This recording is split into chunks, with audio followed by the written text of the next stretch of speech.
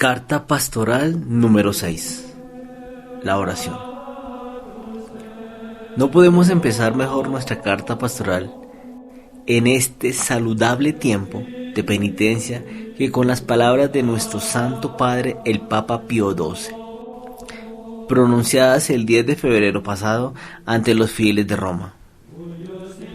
Frente a la persistencia de una situación que, no dudamos en decirlo, puede a cada momento provocar una explosión y de la cual tenemos que buscar el origen de la tibieza religiosa de un tan gran número, en el descenso del nivel moral de la vida pública y privada, en la empresa sistemática de intoxicación de las almas simples. Los buenos no pueden movilizarse en los senderos, acostumbrados espectadores de un futuro aterrado. Elevamos entonces nuestra voz con la del Pastor Supremo para pedirles que reflexionen seriamente en el transcurso de estos días de gracias que preceden al día aniversario de la resurrección de nuestro Señor, sobre uno de los medios más poderosos de renovación, de resurrección espiritual y temporal del mundo. Queremos hablarles de la oración. No ignoramos que la verdadera solución de las relaciones entre los pueblos, de la vida interior de las naciones, se encuentra en la filosofía y la teología cristiana.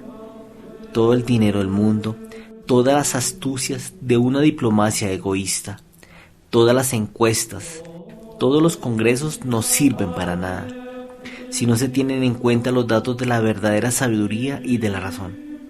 Y sabemos también que solamente la Iglesia, mandada por Dios en la persona de nuestro Señor Jesucristo, posee en plenitud todos los tesoros de verdad necesarios para la paz y la concordia entre los pueblos. Y sin embargo, a pesar de las apremiantes exhortaciones del Vicario de Cristo, se codifica, se legisla, se redactan constituciones nacionales o internacionales, rechazando las enseñanzas de aquel que ha dicho: sin mí nada podéis hacer. Nos parece escuchar la voz de Dios por la boca del profeta Jeremías. ¿Por qué este pueblo se aleja con un alejamiento continuo? ¿Por qué persisten en la mala fe? ¿Por qué rechazan volver? Tuve cuidado y no hablan como conviene. Ninguno se arrepiente de sus maldades, diciendo: ¿qué he hecho? Todos reanudan su carrera como un caballo que se lanza a la batalla. La paloma y la golondrina observan el tiempo de su regreso, pero mi pueblo no conoce la ley de Dios. El estilo mentiroso de los escribas la han cambiado de mentira. Por eso haré de Jerusalén un montón de piedras, una guarida de chacales, de las ciudades de Judá una soledad sin habitantes. Frente a la ceguera de los espíritus, frente al endurecimiento de los corazones, se impone a nosotros, queridísimos hermanos, un deber grave, muy grave, el de rezar, de juntar nuestras manos para implorar de Dios la salvación del mundo. Las circunstancias nos invitan más que nunca a elevar nuestras almas a Dios, a resucitar en nosotros las virtudes de piedad y de devoción que la sangre de Cristo ha depositado en nosotros por el bautismo.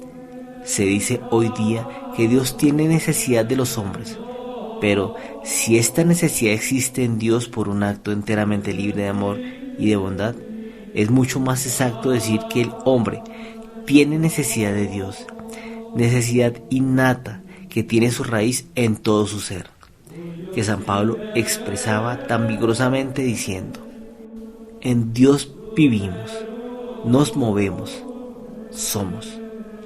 Si ocurriera que ni nuestro corazón ni nuestra razón aspiraran a Dios, estaríamos desnaturalizados.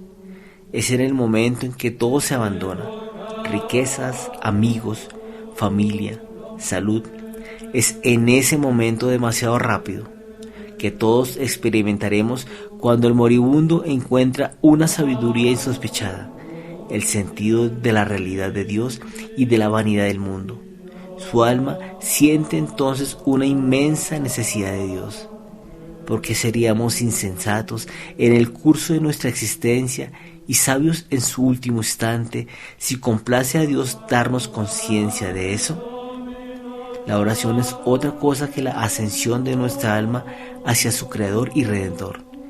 Es natural al alma sencilla y recta. Se necesita la costumbre del pecado, opuesto a esa elevación del alma hacia Dios, para reducir la oración a una pura formalidad. Se necesita el orgullo del espíritu, entretenido por fábulas, sofismas, para llevar al hombre a tener vergüenza de rezar. Amemos la oración privada, la oración en familia, la oración litúrgica. El catecismo nos enseña lo que conviene hacer sobre este tema y cuándo hay que hacerlo. Recordemos, sin embargo, que nuestra oración debe traducir una actitud interior de nuestra alma, actitud de devoción y de adoración, que hará la obligación de la oración fácil, dulce y amable. Por eso, nuestro Señor nos invita a rezar siempre. Oporte semper orare. En estos sentimientos de hijo hacia Dios, gustaremos rezar como nos lo aconseja nuestro Señor y nos da el ejemplo. Cuando oren, no lo hagan como los hipócritas, que gustan orar de pie en las sinagogas y en las esquinas de las plazas, para que los hombres los vean.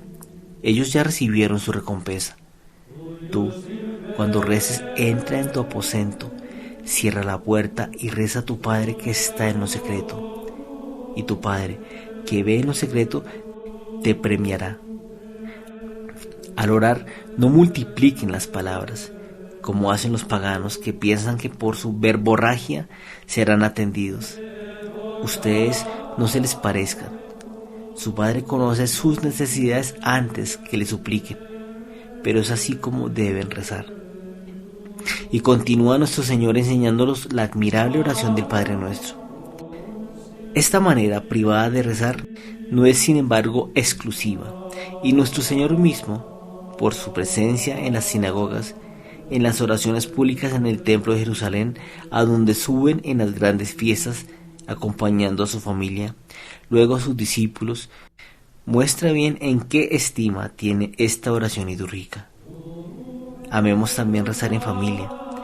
Desgraciadamente, sobre ese tema, cuántas comprobaciones penosas, cuántos entre ustedes no hacen oración en la mañana y en la noche, cuántos reciben de Dios el pan diario sin pedirle, usarlo con medida y sin agradecerlo.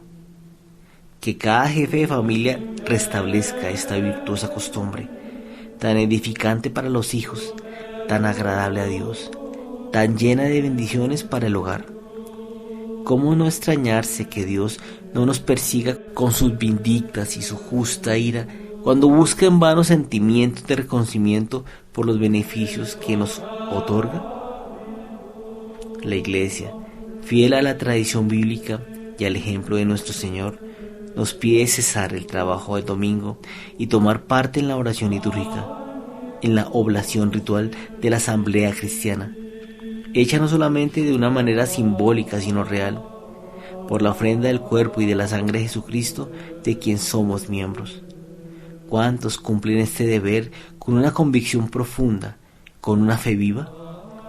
No nos atreveríamos a hablar de proporción entre los bautizados y los participantes en la misa dominical, si se comprueba con alegría que desde estos últimos años hay una mejor comprensión de ese deber en un cierto número. Sin embargo, uno está todavía estupefacto pensando que más de la mitad de los bautizados descuidan deliberadamente esta grave obligación. A ustedes, queridísimos hermanos, que estiman todo el beneficio de este requisito público semanal, de este don renovado de ustedes mismos como partes integrantes del cuerpo místico de Cristo. A ustedes, que son otros Cristos, les pido rezar con ardor, suplicar al Dios Todopoderoso, al misericordioso corazón de Jesús, esclarecer los espíritus extraviados por el orgullo, abrir los corazones endurecidos por las pasiones.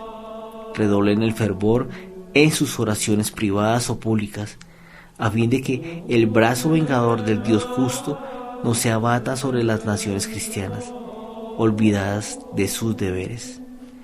Recurramos a la Virgen María, Reina del Cielo, mediadora de todas las gracias, refugio de los pecadores. Ella nos enseñará a rezar, como les enseñó a los apóstoles en el cenáculo. Monseñor Marcel Lefebvre. Carta Pastoral, Dakar, 17 de febrero de 1952.